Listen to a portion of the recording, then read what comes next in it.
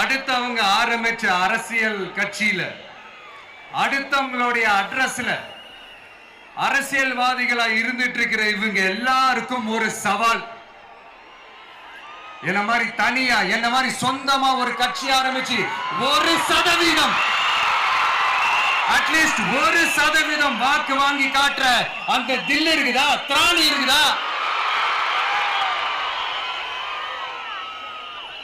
30 வருஷமா மக்கள் இயக்கமா இருந்து இன்னைக்கு மிகப்பெரிய ஒரு அரசியல் கட்சியா வளர்ந்து இந்த கூட்டணி கட்சிகள் மட்டுமே நம்பி இருக்கிற 75 வருஷ கட்சி 50 வருஷ கட்சின்னு இன்னைக்கு ஆட்சி அதிகாரத்தில் இருந்துட்டு இருக்கிற இவங்க எல்லாரையும் மீறி இன்னைக்கு களத்துல தனியா நின்னு இந்த 2 வருஷத்துல முதன்மை சக்தியா வளர்ந்து 30% தாண்டி இன்னைக்கு மக்கள் ஆதரவை பெற்றிருக்கிற நமக்கு அனுபவம் இல்லையா?